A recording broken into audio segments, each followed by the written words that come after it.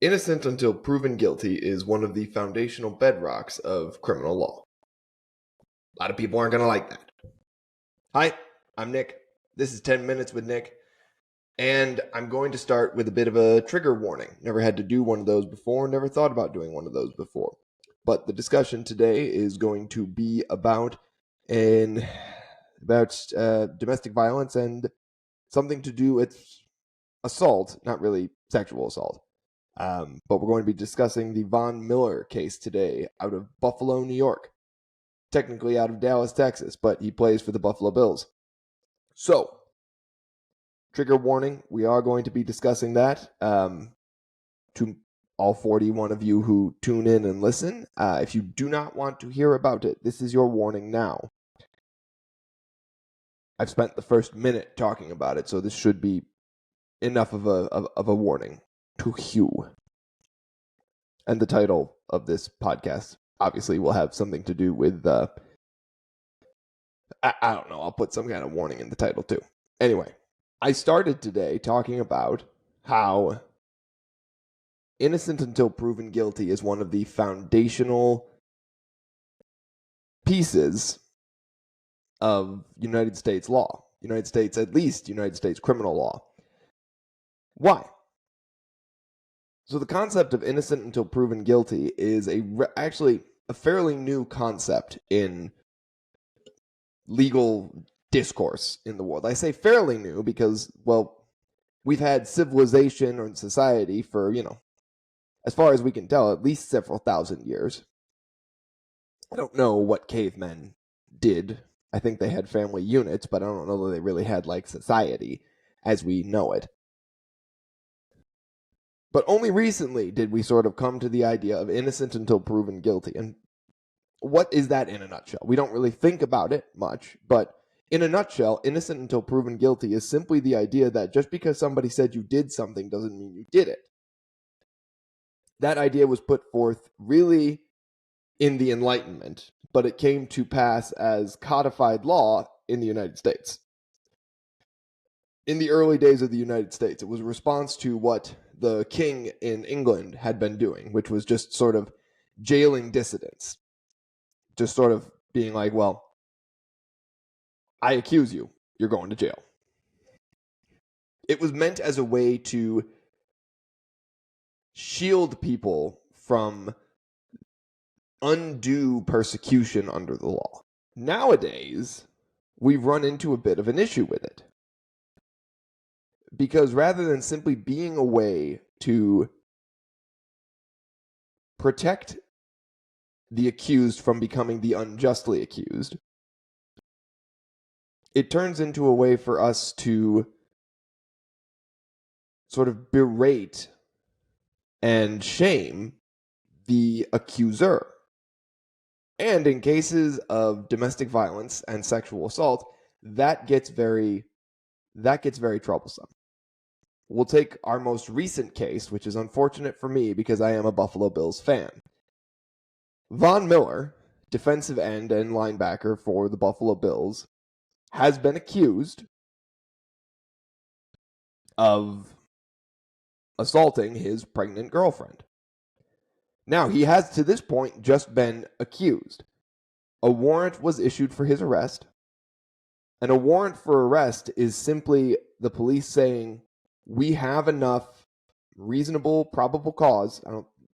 I sort of jumbled the terms there. They have probable cause to say that you committed a crime. So we're putting out a warrant for your arrest in connection to this crime. A warrant for arrest, important to note, is not a sign of guilt. It is not to be taken as a sign of guilt. It is not to be taken as you are automatically guilty. No. It is a mechanism the courts use to get you to come in. Now, you can absolutely be guilty of skipping out on a warrant for arrest. If the police file a warrant or issue a warrant for your arrest and you run, you are guilty of running from the cops. That's a thing. You don't want to do that. I don't recommend that as your attorney. I would say this is the time to turn yourself in. Don't say anything, but turn yourself in. We're in a hard place here. we as the general public are in a hard place here, because in the court of public opinion, Vaughn is being considered guilty. I will be honest, my gut reaction, it doesn't look good.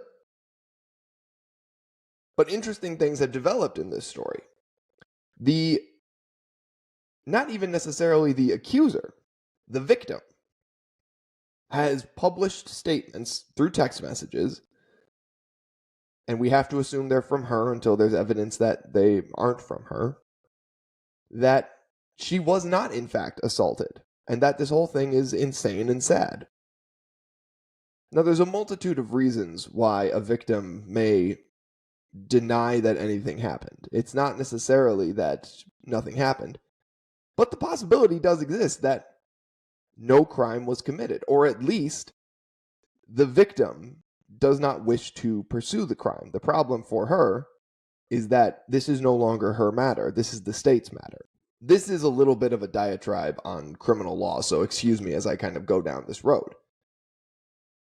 You do not file criminal charges against someone. That's important to note. Criminal charges are not filed person to person. They are filed the state against a person. You certainly provide evidence. You call the police. You essentially call the enforcement wing of the state and provide evidence of a crime being committed. That 911 call you give is evidence of a crime. And then the state decides if they're going to file charges. In this case, the state issued a warrant for Von Miller's arrest because they believed there was probable cause to assume that a crime was committed based on the evidence they had. If the victim recants, sometimes it doesn't matter. If, I punch you in the face and it's on camera and you try to say, oh, he didn't punch me in the face. Okay. Doesn't really matter. The state has evidence not connected to you of me punching you in the face, and the state has an interest in preventing people from punching each other in the face. This is going to be messy. And it's going to be messy in a lot of ways, not just based on the sort of gross, horrible criminal law overview I just gave, but because we have sort of lost the humanity in domestic violence discussions. Domestic violence being any partner-to-partner violence. We have to remember that innocent until proven guilty is incredibly important, but we can't badmouth the victim or the accuser either.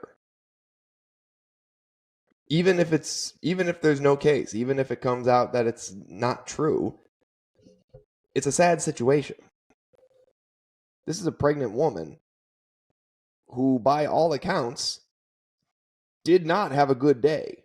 We have no evidence that this woman is somehow a serial liar or a horrible person or anything like that. And even if she was a horrible person, that doesn't entitle somebody to beat the crap out of her. All defendants have a right to be innocent until proven guilty.